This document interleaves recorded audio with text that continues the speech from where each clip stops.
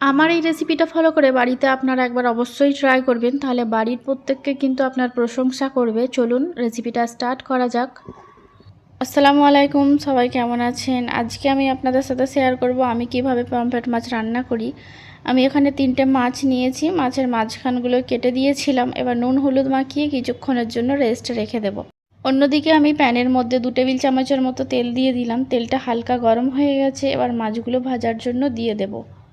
মাছগুলো আমি 3 থেকে 4 মিনিট সময় নিয়ে ভেজেছিলাম, আর এক সাইডটা হয়ে গেছে, অন্য সাইডটা ভাজার জন্য উল্টে দিচ্ছি। এই মাছগুলো ভাজতে বেশি সময় লাগে না। মাছটা ভাজা হয়ে গেছে, এবার একটা প্লেটের মধ্যে তুলে নিচ্ছি। এবার একই কড়ার মধ্যে আমি মাছটা রান্না করে নেব। মাছটা ভাজার সময় যে তেলটা দিয়েছিলাম সেই তেলটা দিয়ে মাছ রান্না হয়ে যাবে। আর তেল দিলাম না। এবার এই তেলের মধ্যে 1/2 চা চামচ গোটা জিরে আর গরম মশলার মধ্যে লং আর ইলাইচি দিয়ে দিলাম, দিয়ে একটু নেড়ে চেড়ে নিচ্ছি। এবার এর মধ্যে আমি 2টো বড় সাইজের পেঁয়াজ পেস্ট করে রেখেছিলাম, সেটা দিয়ে দিলাম, দিয়ে একটু নেড়ে চেড়ে নিচ্ছি। এবার একটা টমেটো পেস্টও দিয়ে দেবো। আপনারা চাইলে টমেটো আর পেঁয়াজ ছোট ছোট করে কিউব করে কেটে নিতে পারেন, আমি পেস্ট করে নিয়েছি, এতে বেশি টেস্ট হয়। এর মধ্যে মশলাগুলো অ্যাড করে দেবো। স্বাদ মতো লবণ, 1 চা চামচ হলুদ গুঁড়ো, 1 চা চামচ লঙ্কা গুঁড়ো দিয়ে ভালো করে মিক্স করে নিই। ভালো করে নেড়ে চেড়ে নিয়ে এবার এর মধ্যে আমি আদা রসুনের পেস্ট দিয়ে দিলাম 2 চামচের মতো। এবার এর মধ্যে 1/2 চা চামচ গরম মশলার গুঁড়ো আর কিছুটা গোলমরিচ, দুটোকে একসঙ্গে মিক্স করে আমি দিয়ে দিচ্ছি, দিয়ে ভালো করে মিক্স করে নিচ্ছি। আগে থেকে আমি একটা পেস্ট তৈরি করে নিয়েছিলাম, সেটা এবার মশলার মধ্যে অ্যাড করে দিলাম। পেস্টের মধ্যে আছে 3 থেকে 4 পিস কাজু বাদাম, সাদা সর্ষে আর পোস্ত। একটা কাঁচা লঙ্কাও দিয়েছিলাম যাতে সর্ষেটা তেতো না লাগে পেস্টের পর।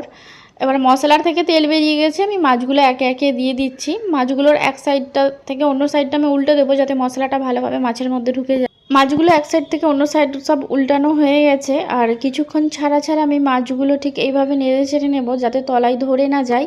এবার মাছের মধ্যে আমি অল্প পরিমাণ পানি দিয়ে একটু নেড়ে চেড়ে নিয়ে কিছুক্ষণের জন্য ঢেকে রেখে দেব যাতে মশলার স্মেলটা চলে যায়, মশলার মাছের যে একটা স্মেল থাকে সেটা চলে যায়। মিডিয়াম রেখে আমি 5 মিনিটের জন্য মাছগুলো ঢেকে দিয়েছিলাম। 5 মিনিট পর ঢাকনাটা খুলে আমি 3 থেকে 4 পিস কাঁচা লঙ্কা দিয়ে দিলাম। এবার এর মধ্যে আমি 1 চামচের মতো টক দই দিয়ে দিলাম। টক দইটা আমি অল্প করেই দিচ্ছি যেহেতু আমি টমেটো পেস্ট দিয়েছি। আপনারা যখন এই রেসিপিটা ট্রাই করবেন তখন যদি বাড়িতে টক দই না থাকে টমেটো পেস্ট দিলেও হবে, আমার বাড়িতে ছিল তাই আমি দিয়ে দিলাম।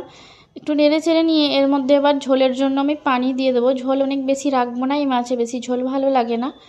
আর এখানে আমি কিছুক্ষণের জন্য মাছটা ঢেকে রেখে দেবো 6 থেকে 7 মিনিটের জন্য।